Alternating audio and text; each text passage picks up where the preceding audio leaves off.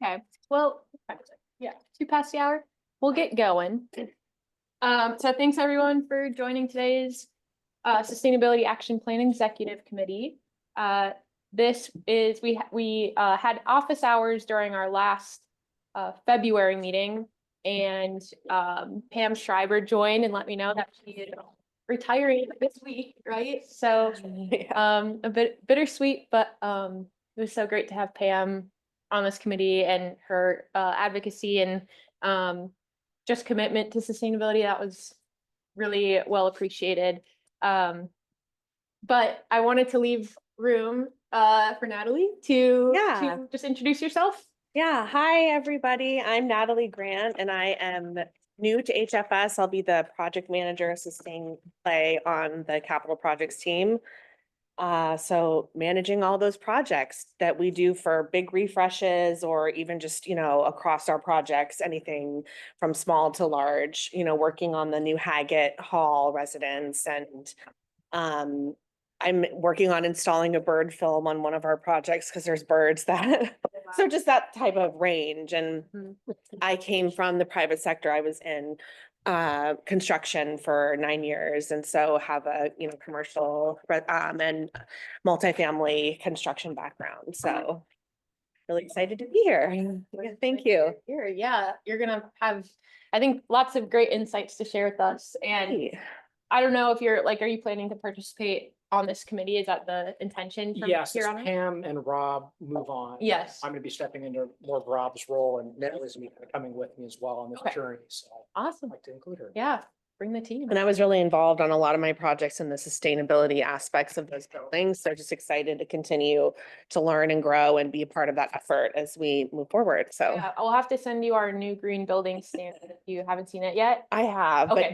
but either way, it's always Yeah. good to get. Or just have another conversation with you. I'd love to have you meet the office and get involved. So Great. No, Thank excited. you. Yeah. great. Okay. I think Natalie was our only new kind of member addition today. So just wanted to leave that time for that. Hope everyone's doing well. It's a beautiful sunny moment, at least. So hope we can get through this meeting and you can get outside for a little fresh air.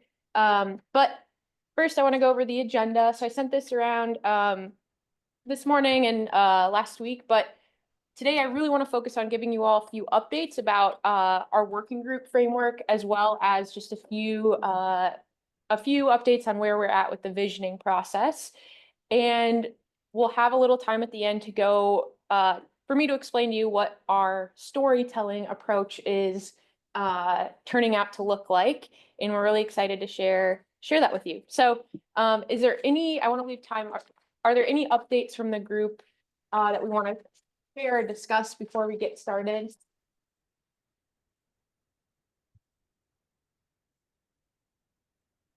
Okay, I know it's a very busy time of year for lots of us, so.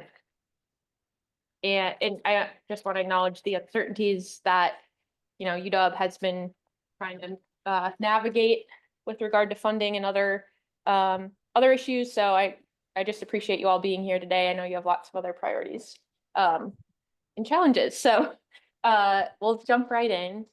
So wanted to just give you a few updates on that visioning process. So we had a great time at UW Bothell a few weeks ago, where we did a similar visioning session like we did at our kickoff here at Seattle back in November.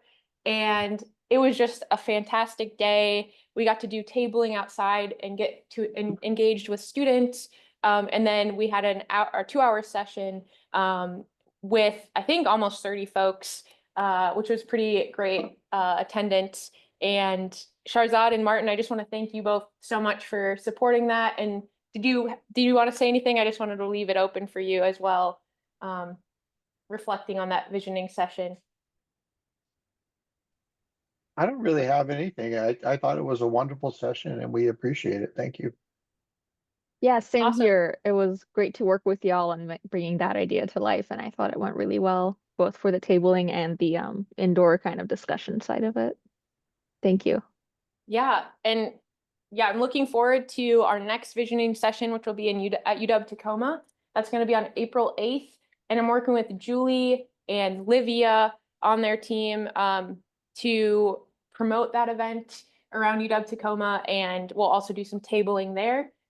As we kind of finalize this visioning phase of the new SAP, we'll be putting those outcomes online, which will also help inform our working group process. So we're trying to gather and kind of analyze and articulate all of the feedback we receive at these visioning sessions and transform it into like an accessible online, whether it's a kind of infographic or some other platform, so that everyone at UW in the UW community can see what we've been talking about. So very exciting, and I'm looking forward to wrapping up this first phase of work. I also have been talking with the Intellectual House, and they're really interested in participating either in the working groups and or doing like a separate kind of visioning session. So I think that's really exciting. They have a lot of great students, faculty, and staff that are connected to that Intellectual House. So it was great. I talked with them this morning, and they're really excited about this opportunity to engage in sustainability. Okay, so that's my update on the visioning. Next, I want to go through a few, kind of reflect on what we heard and the comments we received on the first prototype, which was kind of our first structure of what the plan itself will look like, feel like, and share a bit about what the transformation is looking like as we get into prototype number 2, which will be the main focus kind of these working groups and what they're going to be reviewing and providing feedback on.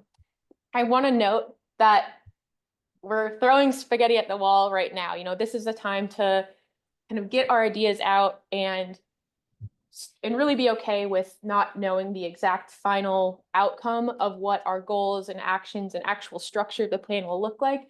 We want you all, as we get into working groups, to really keep an open mind and just understand the plan itself is going to transform over the next 6 or so months. So first, there we go. I just want to highlight a few of the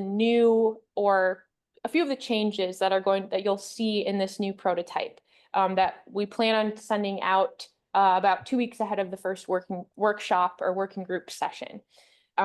So the first is our consultant team, and Alyssa's here with us today.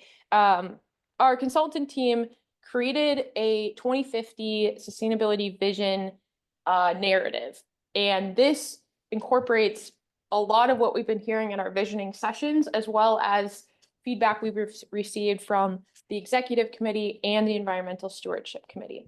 So this vision statement will likely kind of be at the head of our plan, and will be very much that it will feed into that storytelling aspect that we're really hoping to integrate into this plan and show us that North Star of where we want to go on all fronts related to sustainability. So excited to share that with you all in the coming week or so you can have a closer look at it. But I just want to showcase that's something the consultant team had been working on. And Alyssa, did you want to share anything about this vision? I mean, you highlighted it pretty well. We definitely took the input that we've heard so far from all of the different visioning sessions to really create like one picture of what that 2050 UW looks like.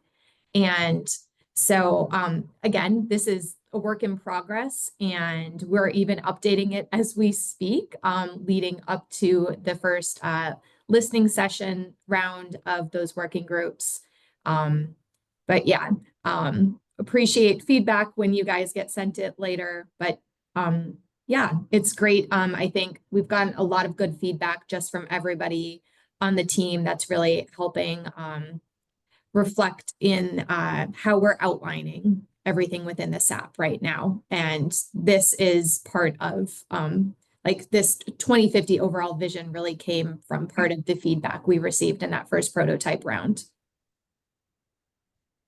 Awesome. Thanks, Alyssa. Then, sorry, did I hear someone?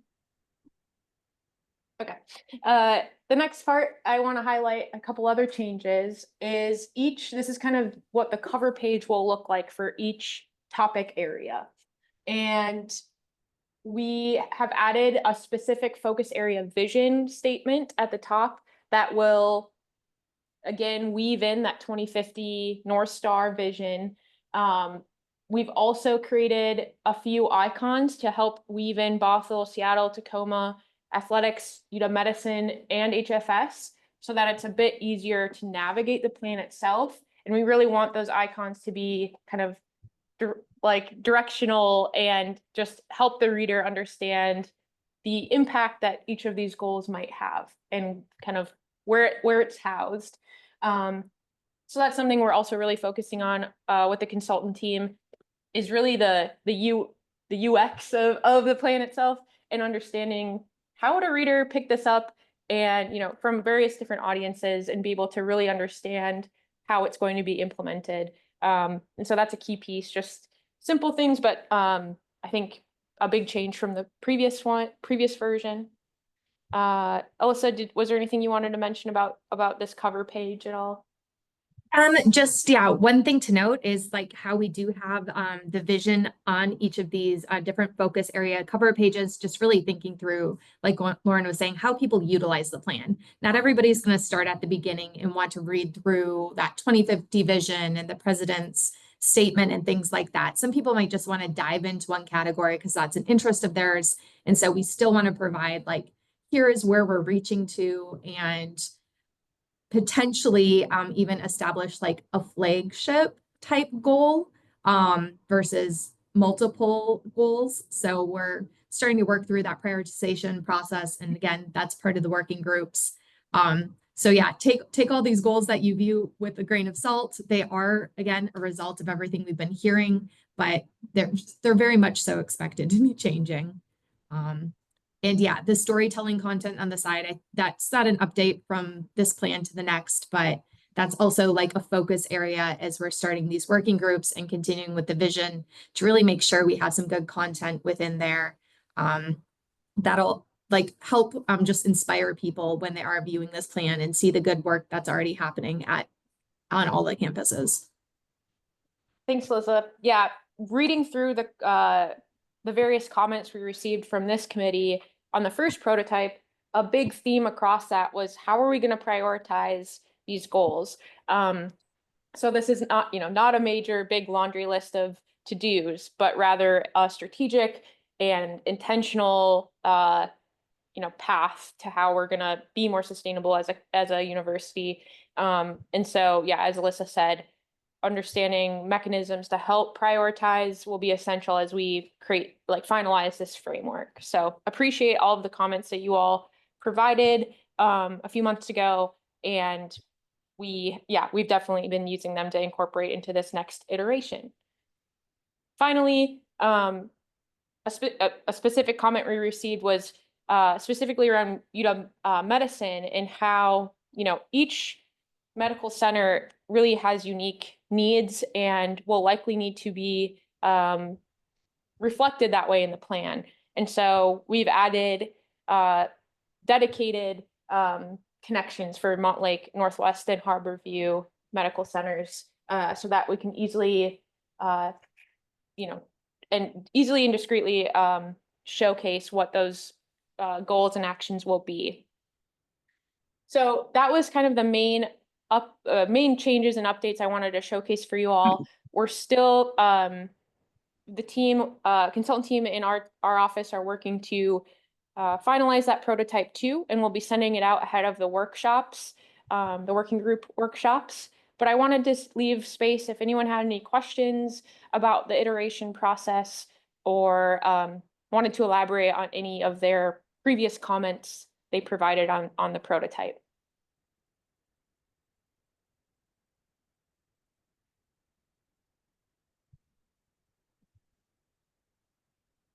Again, there'll be lots of time to dive deeper into this at our first work session across all the working groups. So keep an eye out for this prototype number 2 in your inbox. It'll be coming from me, and we're excited to keep moving on. But Scott, I see your microphone's off. Did you have anything you wanted to say?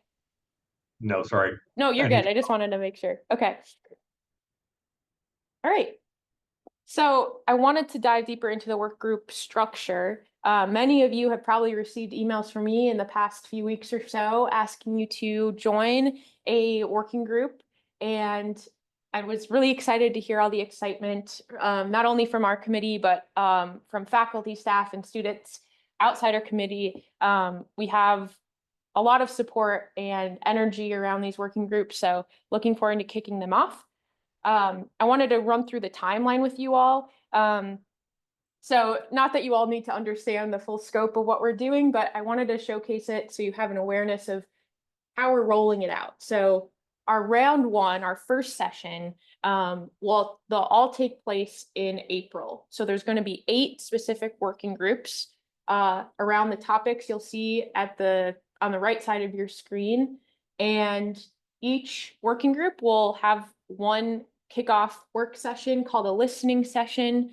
And that will really be time for the working group members and the consultant team to work through that prototype number 2, specifically on the goals and the draft goals and actions that we have in that plan or in that prototype.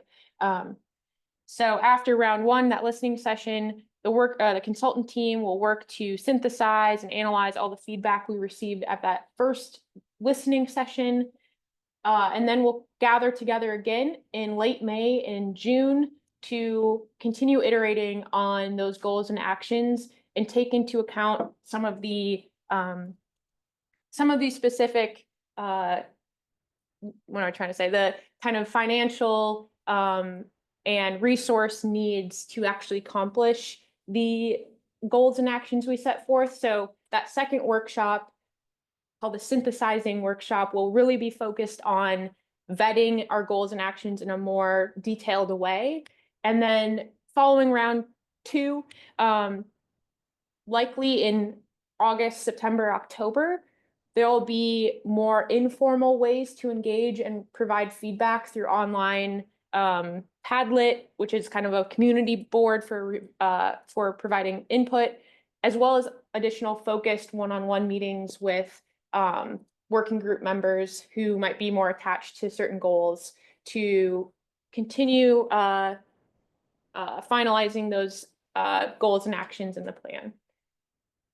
I want to also mention that the star at the bottom of your screen, I want to make sure that we're also linking in some existing groups that are working on sustainability efforts, including the Green Labs Working Group, the Air Travel Reduction Working Group, and then some other groups that might need to have their own kind of focus group, like a task force of sorts, such as like artificial intelligence or sustainable health systems. So really identifying if there are more like narrow topics that need to have additional time to talk. Go ahead, Rod.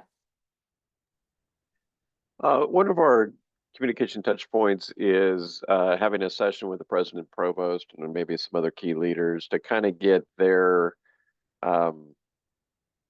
feedback on how this is starting to look. My question is, do you think that's most effective to happen between rounds 1 and 2 or after round 2? Our inclination is probably after round 2. Lisa and I were discussing that at that point, we will have close to a final draft of the plan itself. And with the new president incoming likely in August, we think it would be a good transition point, potentially meeting with both the existing president and kind of a handoff to the new president. But Lisa, did you want to add anything to that approach?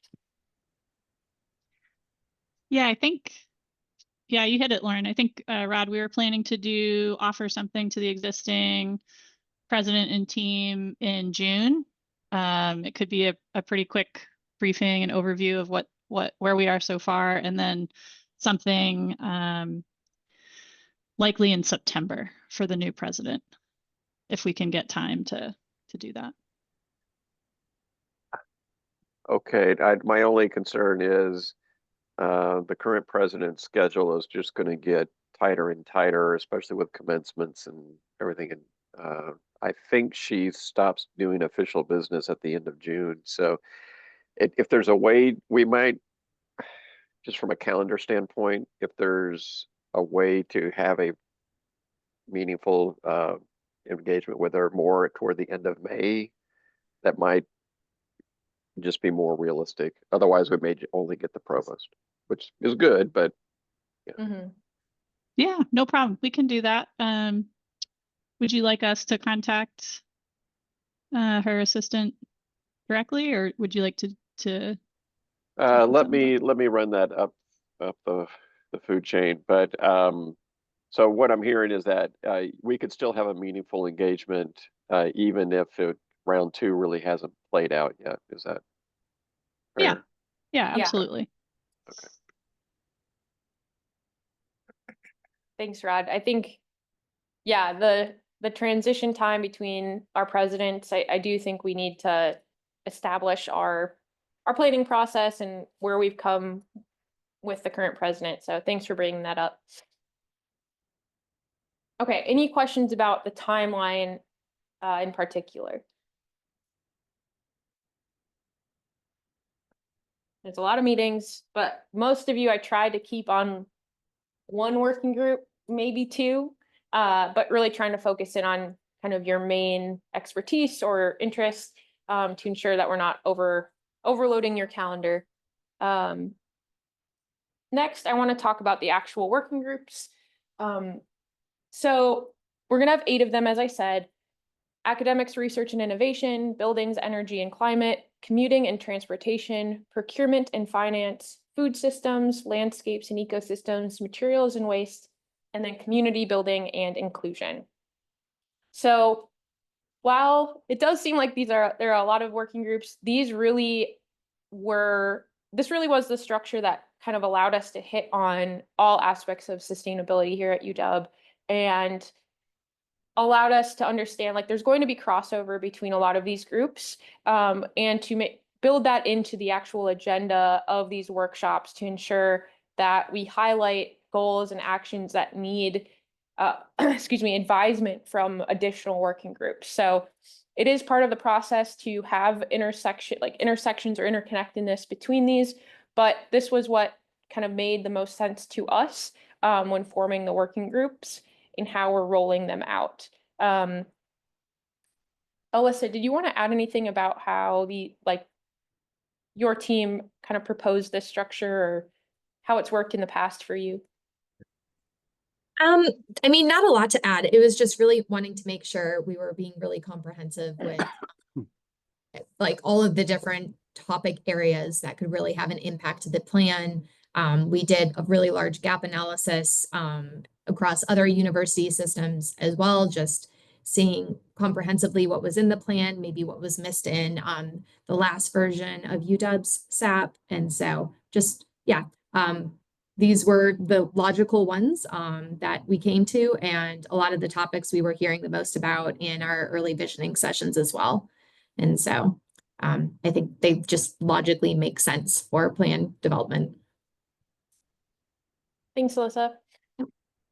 Any questions on the breakdown of these working groups?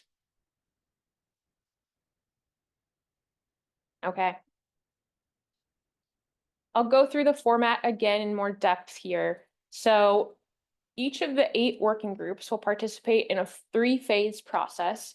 I had mentioned the first 2 workshops and then a final review phase that will be a little more informal and online focused to accommodate schedules and just provide extra review time for those final adjustments to the plan.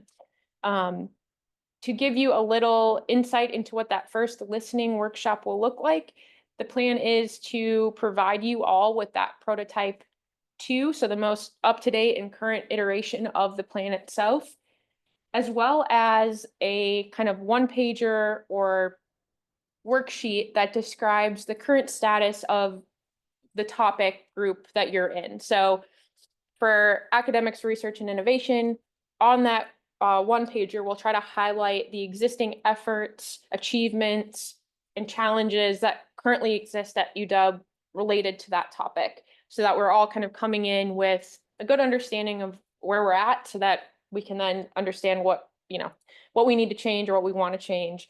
So we'll send both that prototype and the kind of current status 1-pager to you all ahead of the first listening workshop. And we'll ask you to review that ahead of the workshop Probably should only take, an hour or so. We don't need you to have submit any feedback necessarily. We just want you to have read the material, feel comfortable with it, to be able to start discussing it at that first workshop. So the consultant team will provide the space to have breakout rooms and just more focused discussion on the actual topic itself and the goals, the draft goals and actions that we're going to put in front of you. And we'll try to identify some action items that we can all some homework that we can all do between the listening workshop and the synthesis workshop, whether it be continuing to review current action items or goals that are in the plan, or there might be some other to-dos that we need to accomplish before that May and June phase 2. That first listening workshop will be 2 hours long and it will be virtual.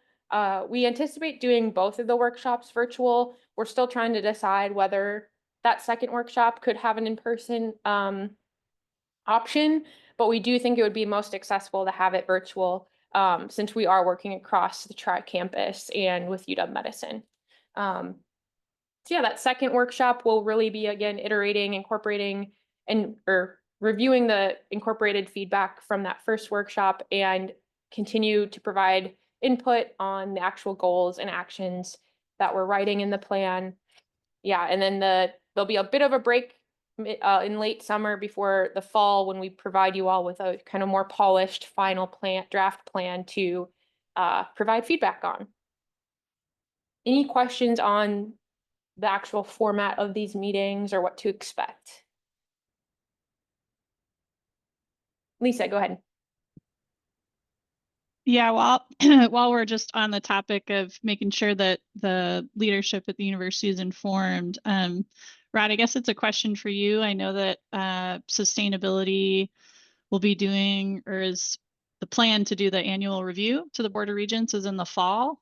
I think October, November is when we typically, or early November is when we typically do it. So just wanted to ask or put it on your radar if you anticipate having that review include sort of an update on an outline of where the SAP is at that point for Regents.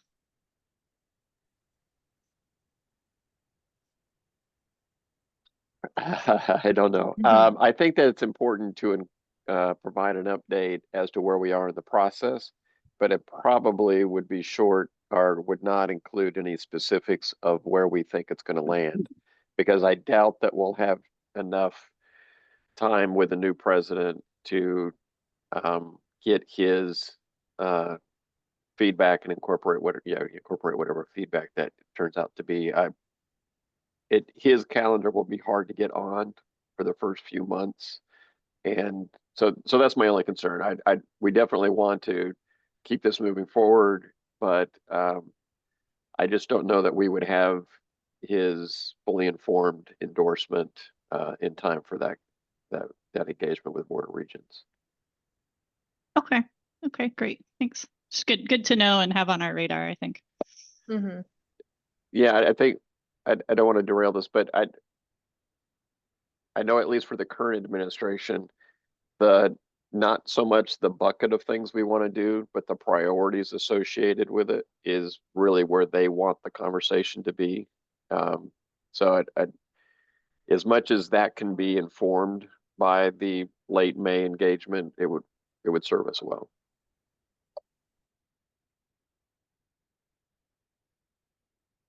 Great. Yeah, timing will be key. I think Ben Packard in the chat just added that there's a nice sequence here to brief the new president on the plan prior to his hearing about the plan at the Regents meeting. So that's kind of our hope is to communicate it, whether it's in person with him or otherwise, but make sure that it's on his radar. So yeah, I appreciate this insight, Rod and Ben. Any other questions about our strategy here with working groups? Okay. Lastly, I just took a screenshot here of the SAP engagement planner that we had been using over the past few months to help understand who we should bring into these working groups, and many of you were able to provide input on who we should be reaching out to, and that's been incredibly helpful. I've also done some of my own digging and communicating with folks outside of our circles to get a really diverse and intersectional group here across our working groups. And I still welcome you to, and I'll send this around after the meeting, but I still welcome you all to take a peek into this engagement planner. I tried to reformat it so it's a little easier to use and navigate. So each working group has its own tab at the bottom, and you should be able to just go into that tab and see who I've invited and who has accepted or not accepted to join. And if you add someone, just let me know via email, but it should reflect everything that you've already suggested to me, everyone who you've already suggested. So yeah, we're trying to keep these groups a reasonable size, but we do want to, there is room to invite more folks. So if there's anyone that you don't see on there, that's kind of my one action item for you all as we go into the next month. Martin, I will put the actual spreadsheet in the chat for you all. One moment. And I'll also send it via email again. All right.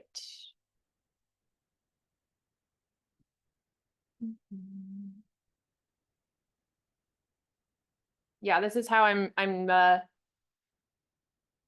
organizing and managing who I've invited and who I've not invited, but I'm trying to send kind of personalized emails to everyone so that it's a little more intentional with who we're inviting. And I'm almost through everyone. I think I only have to do the rest of the community building and inclusion group. And I think almost everyone on our either environmental stewardship committee or our executive committee here has been invited to one of these working groups.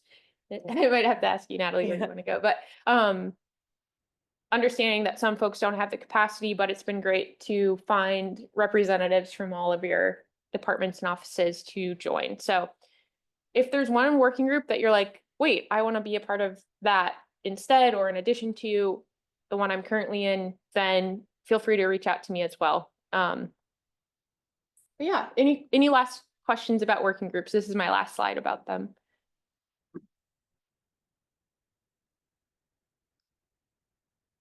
All right. So lastly, I want to talk about our storytelling approach. And many of you have been hearing about this throughout the past few months about how we're going to incorporate storytelling and that community connection into the plan to, as Alyssa said, inspire, motivate, and hopefully kind of get receive support and for the plan from our broader community. So the 2 points of storytelling we're really focusing on is first, it's all going to be called Message to the Future. And it will incorporate kind of 2 aspects. One is Letters to the Future, which we were able to kind of kick off at the UW-Bothell tabling session we did. And we created these postcards that I think you've all seen before, but we asked students and faculty and staff, whoever is walking by, to answer the question, what does a sustainable UW look like in 2050? And they could either draw or write a thought or a note on there. And we got some really, really great submissions, and we were able to just post them on our table. And we're going to be scanning them to also upload onto our website. We're working with our student interns to kind of think creatively about how we can either showcase them physically in person, which I think would be fun, but we're also taking the information that's written on those and incorporating it into the analysis we're doing for the visioning itself. So the feedback received from these postcards will also be used to inform how our working groups, those working group discussions. So we're really excited to go through all of those, and then we plan on continuing to gather these postcards throughout the next 6 months, really pushing to to do it more so still in this school year. But luckily we have Earth Month coming up where there'll be lots of opportunities to table here at Seattle. We'll also be going to Tacoma to incorporate or to table there. And we're also partnering with Q Center. We're going to host a tabling session with Q Center, which will, I think, bring in lots of different perspectives that we might not normally reach. And yeah, we're really excited about this as a hopefully very accessible way for folks to get engaged with the plan. Secondly, I don't know who has heard of StoryCorps. It's an NPR it started as an NPR show, like a podcast of sorts that's now integrated into their radio programming. But it started as this kind of mobile recording studio that they would bring to Grand Central Station and like all these places around the country to record people's stories about their life. They now have an app, phone app that you can use to tell your own story and record audio messages. So we're going to be utilizing that and setting up direct one-on-one interviews with students, faculty, and staff. And we might be reaching out to many of you. We think we also want to start with the Husky Sustainability Award winners to get some of their perspectives recorded. And we think this would be a really like innovative and new way to incorporate storytelling into our plan. It probably not the actual physical PDF plan, obviously, but our online presence and to hear the voices of, you know, this year and where we're at and where folks want to see sustainability go. We're also hoping to have like a mobile recording booth of sorts. We're going to try to kick it off around Earth Day. And just understanding it's a little harder for folks to like off the cuff share a big story with us, but we think it would be a fun way to just get lots of different people to engage. So we're really excited about this, and we'll probably be in touch with many of you to share a story or two, and probably help promote these two engagement efforts. So yeah, I think any questions about our storytelling?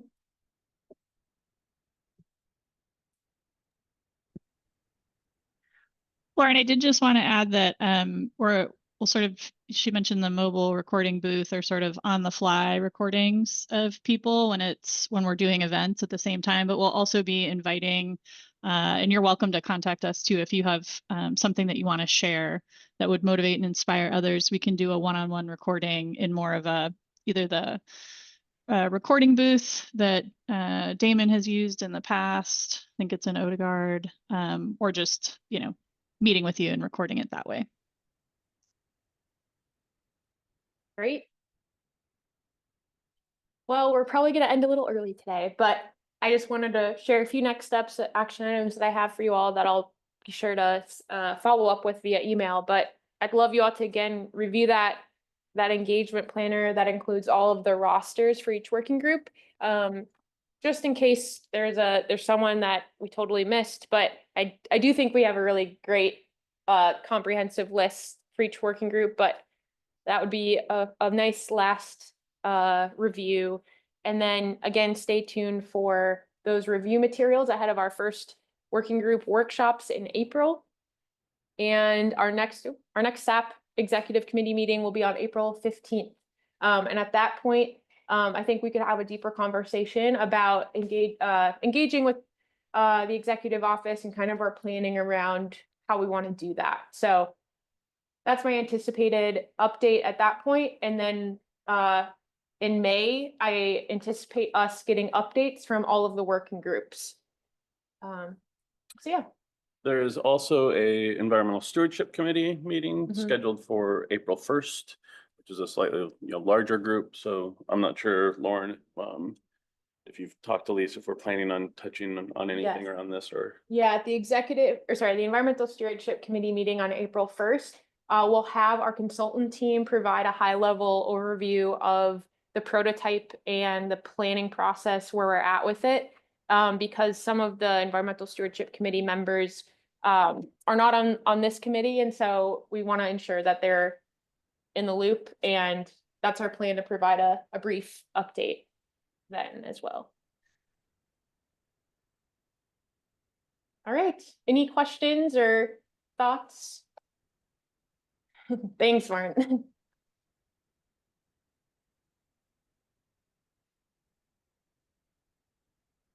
Okay, well, I appreciate everyone's time and appreciate your patience with me as I send lots of emails, but excited to get the working group started.